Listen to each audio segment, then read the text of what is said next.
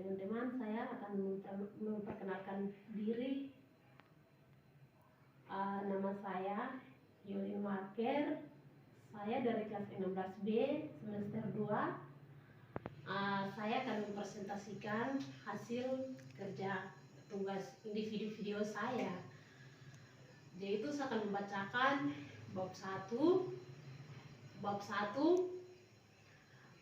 konsep psikologi pendidikan.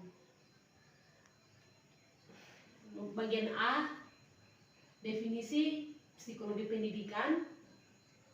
Psikologi pendidikan merupakan satu cabang ilmu psikologi yang khusus mengkaji perilaku individu dengan tujuan menemukan berbagai fakta, generasi, dan teori psikologi yang berkaitan dengan pendidikan melalui metode ilmiah tertentu untuk mencapai efektivitas proses pendidikan. Pengetahuan tentang psikologi pendidikan. Pendidikan ini sangat dibutuhkan oleh pendidikan dan calon pendidikan dalam proses belajar mengajar. Nah, di sini saya akan menjelaskan tentang konsep psikologi pendidikan. Jadi psikologi pendidikan itu kita mengajar dalam kelas,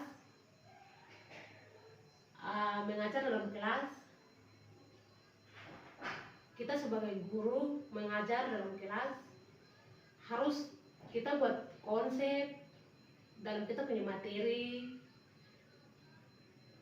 Setelah itu kita mengajar agar siswa tersebut bisa mengerti, bisa memahami dari kita punya hasil mengajar, atau kita mendidik anak siswa tersebut dalam kelas. Proses pendidikan tuh sebagai siswa tuh harus butuh proses dalam tugas maupun dalam mengajar belajar. Apa yang kita guru berikan siswa tugas atau tugas kelompok maupun individu, itu siswa itu tidak harus langsung kita sebagai guru berikan tugas, siswa tidak harus dikumpulkan tepat waktu, tapi siswa harus butuh proses dan kita sebagai guru harus mengerti siswa kemampuan. Terus bab 2, saya akan lanjutkan bab 2 tentang tugas perkembangan.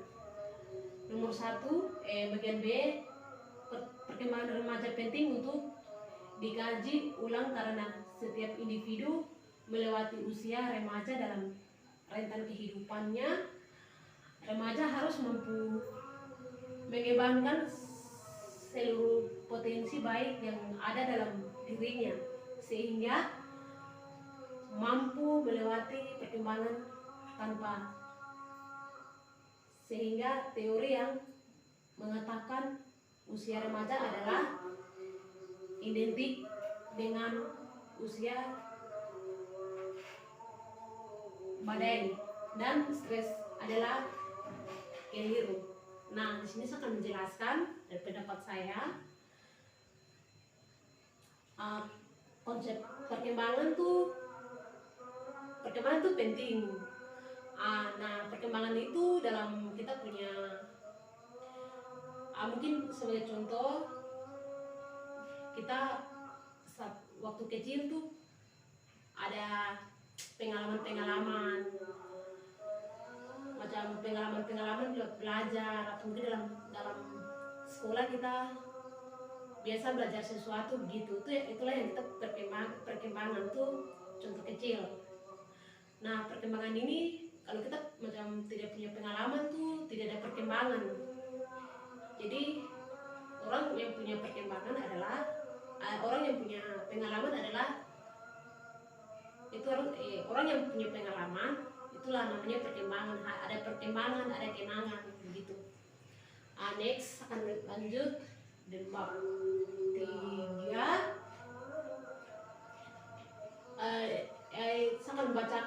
bab 2 cabang psikologi adalah ilmu yang sedang berkembang dan pada hakikatnya psikologi dapat ditetapkan pada setiap bidang dan segi kehidupan. Nah itu nomor 1. Dan nomor 2, cabang pendidikan adalah salah satu sarana pendidikan untuk mengembangkan kepribadian anak yang positif dalam mencapai kedewasaan. Nah itu cabang nomor bab 2. Saya akan menjelaskan cabang pendidikan tuh salah satu kita mengajar anak tersebut dalam kelas. Kita jangan kasih susahkan anak, jangan kita berikan anak tugas agak sulit yang anak siswa tersebut tidak mengerti. Kita harus dorong dan kita harus mengajar berulang-ulang agar siswa tersebut bisa mudah dipahami dengan tugas yang kita berikan. Next, akan melanjutkan bab 3. Bab 3 adalah teori perkembangan. Saya akan membacakan. Barang siapa sedang sengaja dan tanpa hak melakukan perbuatan bagaimana dimaksud dalam pasal 2 ayat 1 atau pasal yang ayat 1 dan ayat 2, pidana dengan pidana penjara masing-masing paling singkat 1 bulan dalam 1 atau 1 bulan dan atau 1 denda paling sedikit Rp 100 juta rupiah. Nah itu maksudnya kita harus belajar mengajar anak siswa tersebut dalam kelas. Kita harus berikan nasihat ke anak siswa. Kalau itu tidak semua anak siswa, tetapi siswa yang sering pemalas, terus sering masuk kelas, itu kita harus kasih tahu dengan alasan apa agar siswa dia bisa rajin masuk kelas. Itu mungkin kita bisa pakai alasan agar siswa dia bisa takut, sudah tidak pemalas-pemalas lagi. Kita harus kasih tahu kalau tidak masuk sudah 1 minggu lebih atau dalam beberapa hari yang harus siswa tersebut kena sanksi paling lebih satu hari 5.000. Itu contoh agar siswa bisa rajin, terus dia bisa aktif dalam setiap hari sekolah. Terima kasih. Dia punya babnya, terus cabang atau dia punya konsepnya. Perkembangan ilmu tidak terlepas dari kemajuan teknologi, begitu pula perkembangan teori evaluasi sebagai cabang dari ilmu biologi yang sampai saat ini terus mengalami perkembangan. Nah, jadi ilmu psikologi ini dia sedang perkembangan. Jadi dia tidak jatuh dari ilmu ini. Jadi dia cabangnya tuh dia tetap semangat, masih berlaku. Jadi apa yang ada dalam dia punya cabang ini perkembangan itu terus kita harus didik anak terus agar siswa bisa dapat mengerti dan dia tidak merugikan waktu dalam saat dia sekolah, dalam saat dia belajar dalam sekolah itu. Bagi nomor 2, walaupun banyak menimbulkan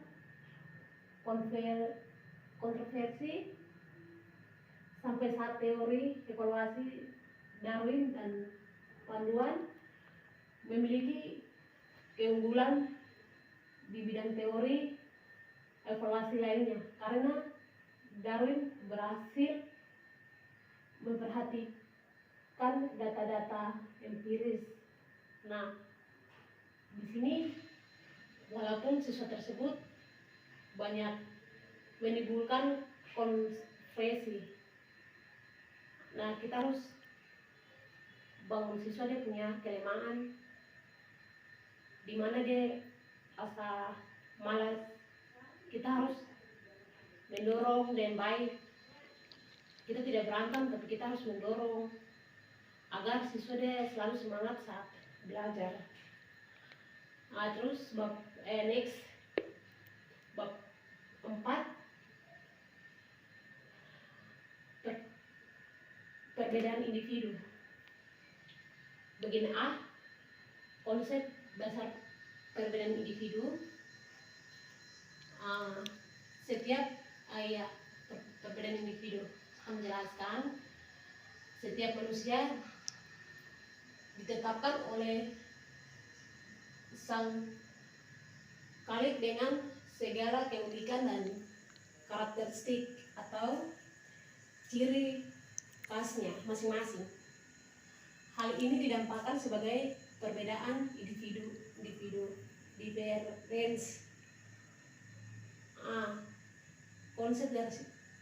Konsep dasar perbedaan individu itu, perbedaan individu itu kita tidak, setiap manusia itu kita punya cara, terus cara mengajar itu semua beda-beda, tidak harus sama. Walaupun guru atau dosen, kita semua beda-beda cara mengajar. Ada yang mengajar siswa tersebut langsung bisa mengerti, terus ada yang tidak mengerti. Itu dari cara dari guru pun gaya mengajar. Itu perbedaan individu. Next, dia punya cabangnya. Cabang pendidikan merupakan salah satu indikator dari perkembangan perbedaan sebuah negara. Jadi perbedaan pendidikan tuh beda-beda. Macam kita mengajar anak dalam satu kelas itu, tapi tuh ada yang setelah di SMA, masuk SMP, SMA, nanti masuk perguruan tinggi, dia akan memilih, dia punya cita-cita atau kejarkan dia punya cita-cita masing-masing. Itu yang perbedaannya. Terima kasih. Next, bab 6, belajar dan pembelajaran. Nah, bagian A, hakikat belajar dan pembelajaran. Guru dan para calon guru memahami tentang belajar dan bagaimana pembelajaran orang pembelajaran. Nah, hakikat belajar dan pembelajaran akan menjelaskan hakikat apa yang kita mengajar dalam kelas. Siswa benar-benar dipahami apa yang dari guru berikan materi kepada siswa. Nah, besok kita harus tanya, kalau siswa tersebut masuk, kita jangan langsung masuk di materi halaman lain, tapi kita harus tanya tentang materi yang kemarin yang kita berikan.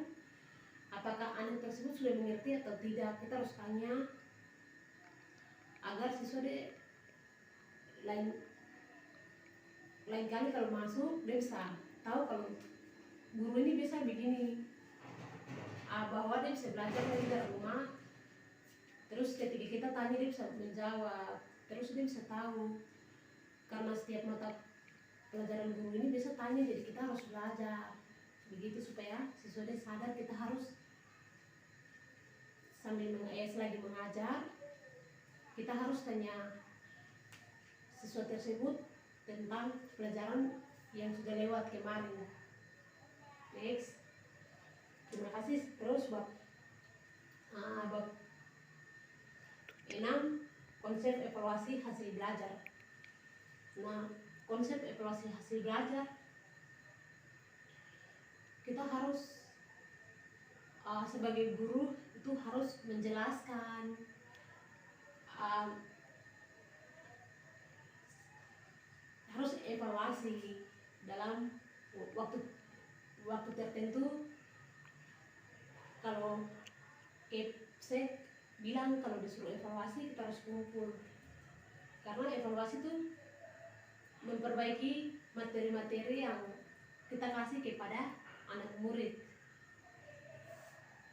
memperbaiki kesalahan, kata lainnya itu seperti itu evaluasi hasil belajar. Jadi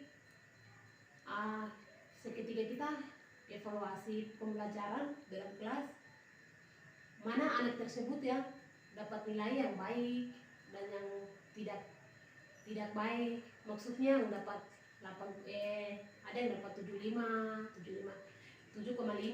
terus ada yang 30, yang 50. Itu kita bisa evaluasikan untuk seketika mau kasih libur anak atau mau kasih kenaikan kelas, agar dalam guru bisa tahu kalau siswa ini dia punya kelemahannya di sini, kekurangannya di sini. Terus saat guru mungkin dalam wali kelas atau guru tersebut tanya ke wali kelas, anak ini kelemahannya di sini, jadi bagaimana kita bisa kasih naik deh kelas atau tidak. Guru tersebut kalau kasih masukan seperti itu dari guru lain bisa masukkan lagi, tidak mungkin kasih peringatan gitu. Itu yang dimaksud dengan evaluasi pembelajaran. Next akan membacakan bab yang terakhir, konsep dasar diagnostik kesimpulan belajar 3A. Nah, sama seperti yang bab 7 yang dijelaskan, dasar-dasarnya itu kita harus materi yang ada dalam, misalnya kalau seorang guru memilih anak kelas 1 atau 2, itu seorang guru harus sesuaikan dengan anak tersebut di dalam kelas. Apakah anak ini dia bisa di situ ada anak yang dari TK, terus ada yang tidak TK langsung masuk SD.